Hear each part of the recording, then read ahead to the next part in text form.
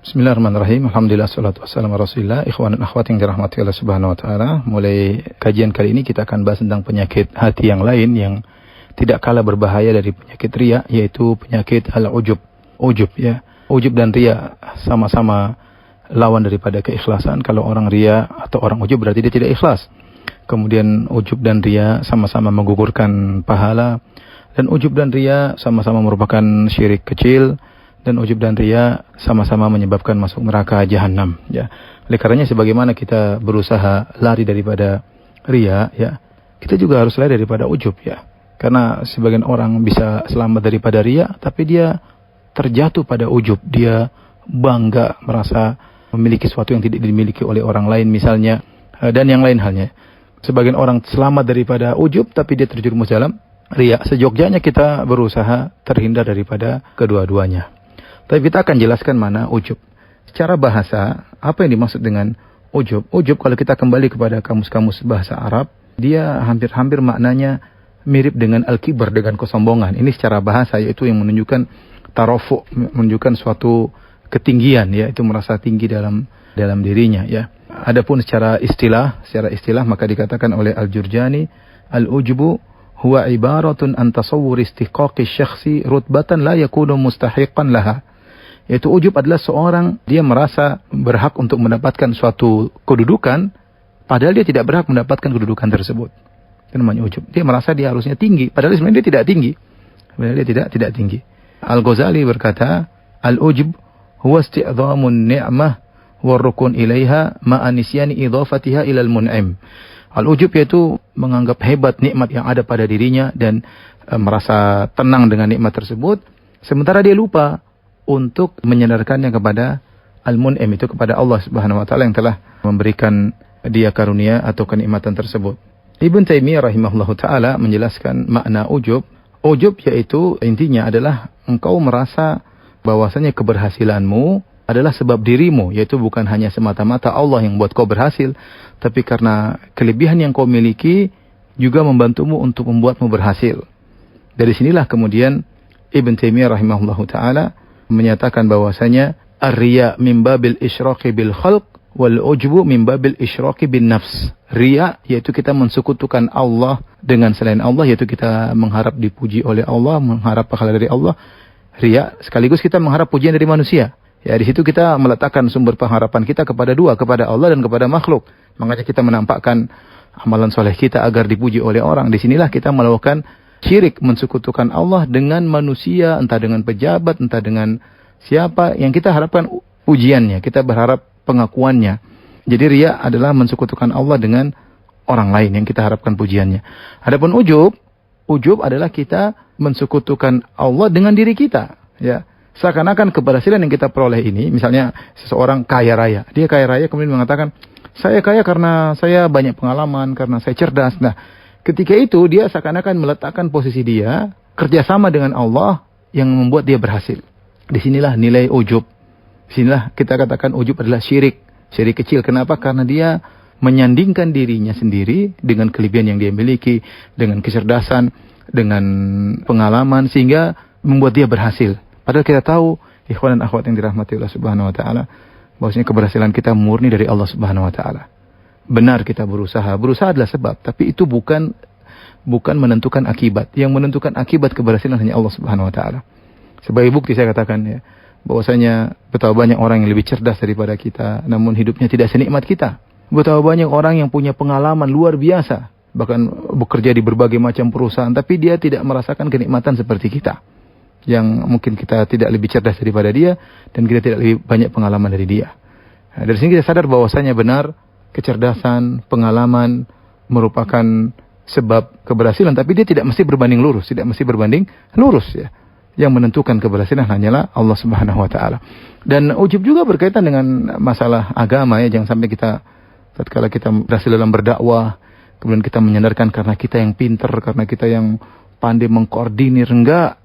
Yang membuat dakwah berhasil, yang buka hati manusia untuk bisa menerima dakwah, Allah semata, ya. Jadi ujub itu bisa dalam masalah dunia, bisa dalam masalah perkara agama, ya.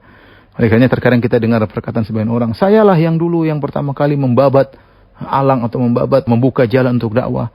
Kalau bukan karena saya tentunya. Ini perkataan-perkataan yang menunjukkan ujub ya. Seakan-akan dia menggantungkan keberhasilan karena dianya. Di sini dia mensekutukan Allah dengan dirinya sendiri.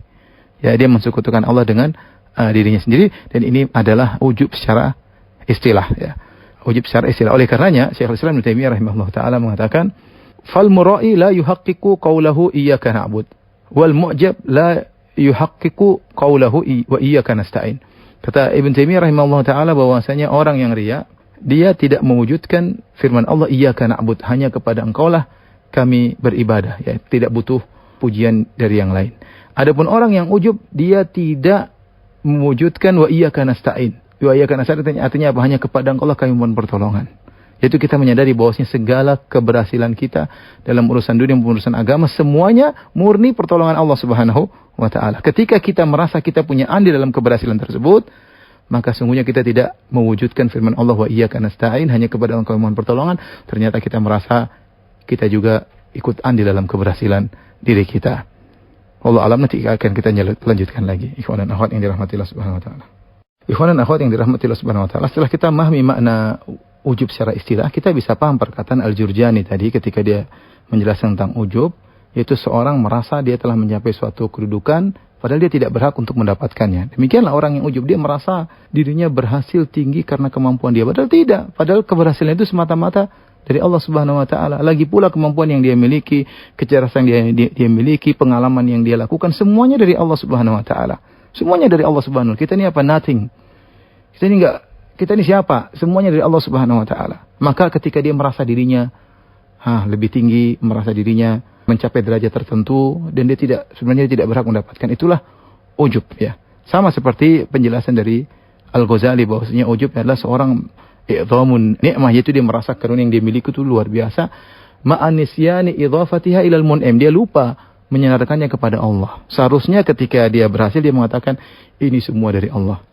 Ini semua adalah dari Allah ya. Dari sini kita telah paham insyaallah makna ujub secara istilah. Baik, sekarang saya ingin mengajak ikhwan dan akhwat berfikir tentang perbedaan mendasar antara riya dengan ujub. Saya akan sebutkan beberapa poin. Pertama, perhatikan ikhwan dan akhwat yang dirahmati Allah Subhanahu wa taala, riya kesyirikannya berkaitan dengan mensekutukan Allah dengan orang lain, yaitu kita mengharap pahala dari Allah sekaligus mengharap pujian dari orang lain. Riya. Adapun ujub, kesyirikannya berkaitan dengan diri kita sendiri, yaitu kita menyandingkan diri kita bersama Allah dalam menentukan keberhasilan kita. Seakan-akan kita berhasil bukan hanya sekedar karena Allah, tapi karena kita juga yang pintar, karena kita yang cerdas, karena kita banyak pengalaman. Jadi mensyirikan Allah dengan diri kita sendiri. Berikut yang kedua, kalau riya hanya berkaitan dengan masalah agama, yaitu seorang riya karena sholatnya, seorang riya karena dakwahnya, seorang riya dengan sedekahnya. Jadi riya berkaitan dengan masalah agama. Riya tidak berkaitan dengan masalah dunia. Kalau seorang kemudian persentase suatu proyeknya dalam ikut tender misalnya, nggak ada masalah dia tampakkan. Atau seorang bekerja kemudian dia tunjukkan kepada bosnya, saya telah melakukan demikian, itu bukan riya. Memang dia dituntut untuk menunjukkan keahliannya.